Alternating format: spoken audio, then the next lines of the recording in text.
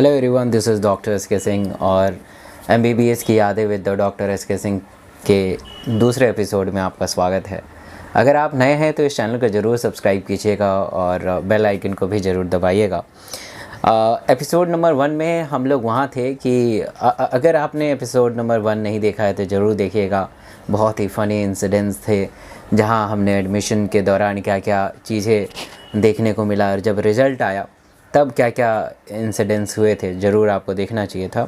और इसमें बहुत सारे अच्छे अच्छे कमेंट्स भी आए। मैंने पूछा था कि आपको एपिसोड नंबर 1 में क्या क्या बेहतर और फ़नी सीन अच्छे लगे, तो डॉक्टर नरेंद्र ने बहुत ही अच्छे अच्छे कमेंट्स किए हैं। निधि यादव ने कहा है कि हम सीनियर के पास जाएंगे ही नहीं। अनुज चौधरी ने भी बहुत ही बेहतर कमेंट किए हैं, धन्यवाद आप सबका। हम लोग वहाँ पे थे कि सीनियर कह रहे थे कि भाई चलना है ना। एक छोटा सा इंट्रोडक्शन करेंगे, आपको लाइब्रेरी दिखाएंगे, रीडिंग रूम दिखाएंगे और हॉस्टल का टूर कराएंगे, क्योंकि आने वाले टाइम में आप सब पढ़ाई करोगे, एक अच्छे डॉक्टर बनोगे, बड़ा सीरियस हो गए। तो प्रोफेसर ने कहा कि ठीक है, आप ले जाइए बच्चों को, आप कराइए, क्योंकि आप सीनियर हैं, 1-2 साल के सीनियर हैं, तो आपका फ़र्ज़ भी बनता है। तो हमें तो लग गया था, हमें फर्स्ट, क्योंकि हमें पता चल जाता है उड़ते उड़ते सारे, क्योंकि मेडिकल कॉलेज में क्या होता है कि एक खबर अगर आ जाती है तो उड़ते उड़ते सारी खबर पहुंच जाती है कि भाई ऐसा होगा, जाना मत। अब वो एनाटमी हॉल में करीब 10 सीनियर आए हुए थे, एनाटमी का लेक्चर चल रहा था और वो बाहर ही खड़े थे, वो वेट कर रहे थे और बैकडोर का भी एंट्री बंद था। तो अल्टीमेटली उन्होंने ग्रुप में बांट लिया, ठीक है, ग्रुप में बांट लिया और इनिशियली प्रोफेसर को लगा कि चलो इनको टूर कराते हैं। बट मैं जिस ग्रुप में था तो मेरे साथ करीब 15 स्टूडेंट थे, 15 लोग थे और उसमें मेरा दो दोस्त थे, अभी भी दोस्त हैं, शिवम एंड राहुल। तो सीनियर लेके गए तो उन्होंने कहा कि देखो ये ओल्ड बॉयज़ हॉस्टल है, अब नाम बदल गया है उसका, एंड वो हॉस्टल के पीछे लेके चले गए। तो मैंने कहा सर पीछे क्या दिखाओगे, आगे दिखा देना, काम चल जाएगा। क्या नहीं, आज अब पीछे दिखाते हैं। और मैंने वहाँ देखा कि 3-4 सीनियर पहले से बढ़िया सा अरेंजमेंट कर रखे थे, टेबल कुर्सी, लड़कियाँ भी थीं उस गार्डन में। मैंने कहा भाई आज तो लग रहा है कि कुछ ना कुछ चमत्कार होने वाला है। तो हम सब 15 स्टूडेंट गए और सीनियर थे, लड़कियाँ भी थी उसमें, लड़के भी थे, और वहाँ से प्रोसेस शुरू हुआ रैगिंग का, खुलेआम दिन दहाड़े, मतलब बट इतना ज़्यादा टफ नहीं था। बट इनिशियली लगता है, क्योंकि आप जिस चीज़ से डरोगे फिर तो बहुत दिक्कत होगी। बट मैं शुरू से थोड़ा सा डरता तो था, बट मुझे लगता था कि देखो कभी ना कभी उस चीज़ से तो गुजरना तो पड़ेगा, तो क्यों ना एक फ़नी सिचुएशन में लिया जाए। तो सबसे पहले राहुल की बारी आई। तो एक सीनियर ने कहा कि बेल्ट अपना निकाला और उसने कहा कि ले बेल्ट यहाँ बांध दे, चेस्ट के नीचे जहाँ डायफ्राम है ना वहाँ बांध। तो राहुल ने बांधा और उसने कहा कि जो पार्क का एरिया है, सारे पार्क के एरिया में चारों तरफ से ज़ोर ज़ोर से हाथ उठा के बोलना है कि मुझे बचा लो, मेरी डिलीवरी होने वाली है, मुझे बचा लो, मेरी डिलीवरी होने वाली है।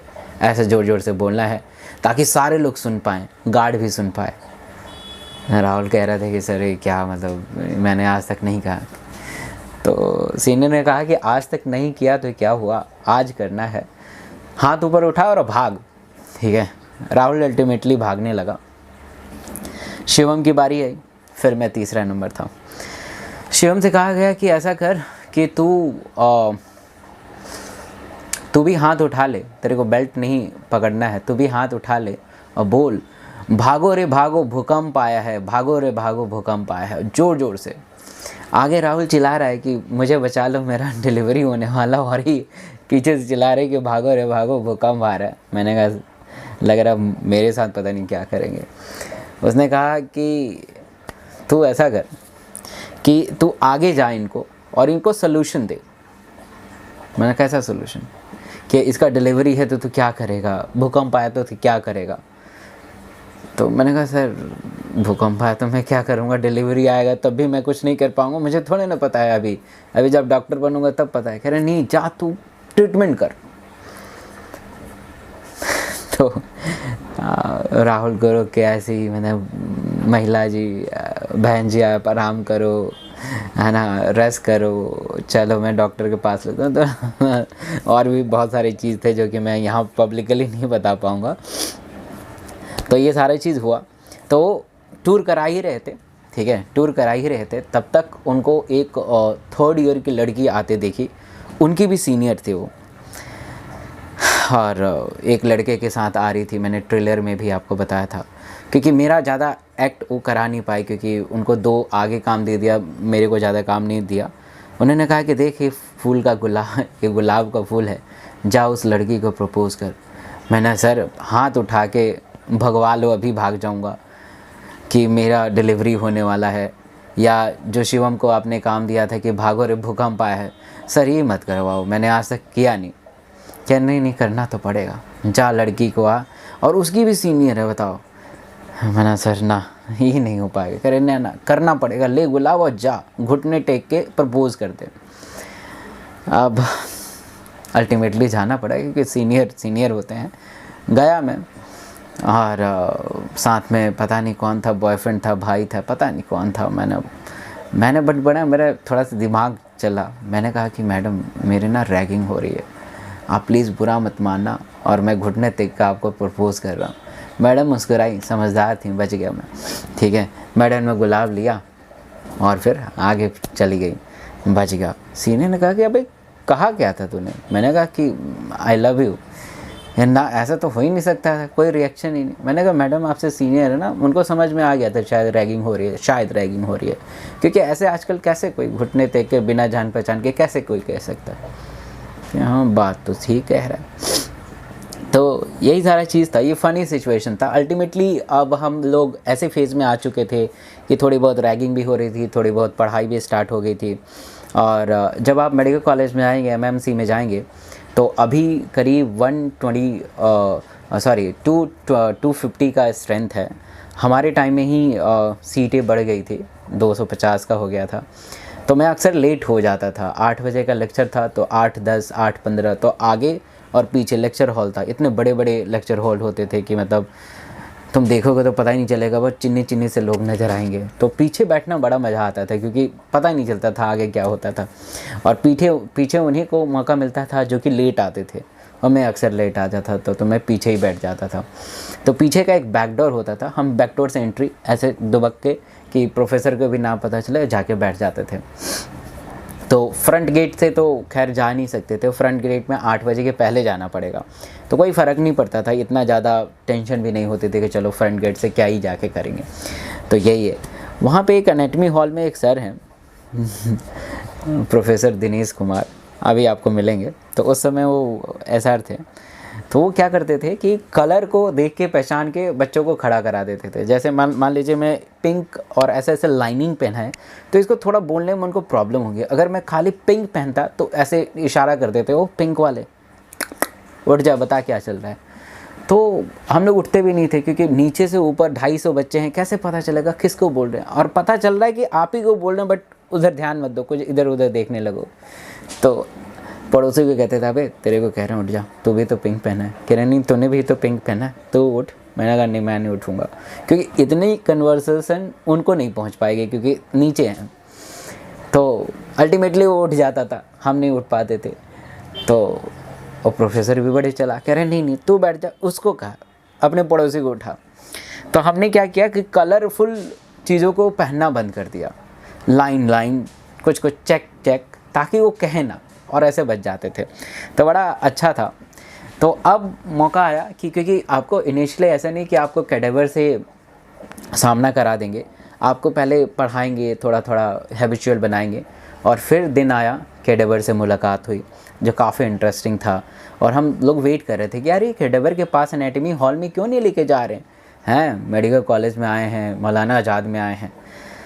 सो फाइनली 4-5 दिन बाद उन्होंने एनाटमी हॉल में एक डिवाइड कर दिया, बैच में करीब 20-25 बच्चे का बैच बन गया, अलग अलग सेक्शन में कैडेवर मिल गया। तो पहला हालांकि डेड बॉडी तो बहुत बार देखा था, बट सामने उसको काटना है तो थोड़ा सा टफ़ था। तो मैंने सोचा कि यार ये तो बड़ा ही टफ़ है, मतलब कौन ये सब चीज़ करेगा। तो सर थे, तो सर ने कहा कि जिसको डर लगता है वो पीछे के रो में खड़े हो जाए, और जिसको डर नहीं लगता है वो आगे के रो में बना ले कि 2 रो बनना है ना, तो 1 रो ऐसे 1 रो ऐसे, तो मैं पीछे हट गया। मैंने मुझे डर लग रहा है क्या काटते उठते क्या देखोगे यार।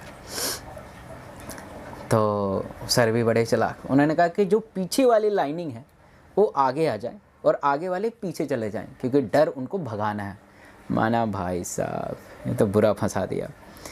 उसी में मेरा एक दोस्त था साहिल, तो वो बेचारा आगे आ गया और उसने देखा आंटी को, आंटी थी मरी हुई थी और वहीं पे गिर गया वो, ठीक है। जैसे तैसे उठाया, मैंने कहा भाई कहीं मैं ना गिर जाऊँ, ठीक है।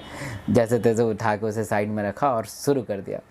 और इतनी गंदी बदबू आ रही थी फॉर्मेलिन की, इतनी गंदी कि मतलब आप आँख से पानी आने लगेगा, ठीक है। मैंने कहा यार ये पूरे साल तो पता नहीं क्या करेंगे। फिर धीरे धीरे हम सब हैबिचुअल होने लगे, आपस में बातें चलने लगती है।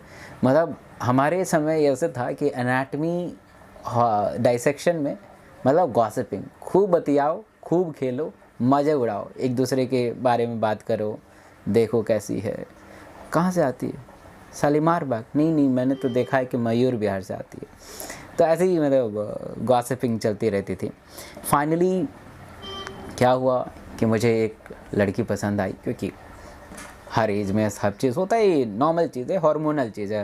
हार्मोन को आज तक कोई रोक ही नहीं पाया, बड़े बड़े दिग्गज लोग नहीं रोक पाए, तो डॉक्टर एस के सिंह कैसे रोक पाएंगे।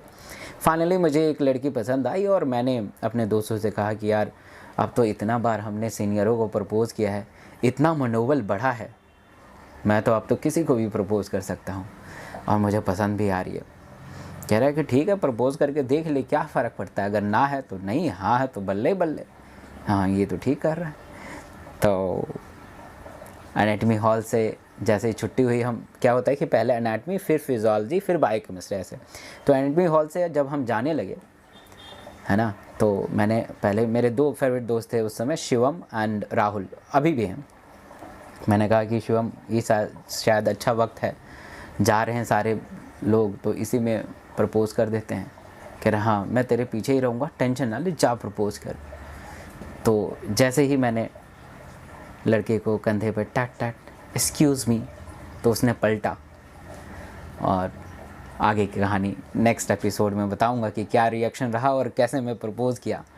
इस पूरी वीडियो में आपको कोई भी मज़ेदार किस्सा लगे तो ज़रूर कमेंट करके बताइएगा और अगले एपिसोड नंबर 3 का इंतज़ार कीजिएगा। बहुत बहुत धन्यवाद।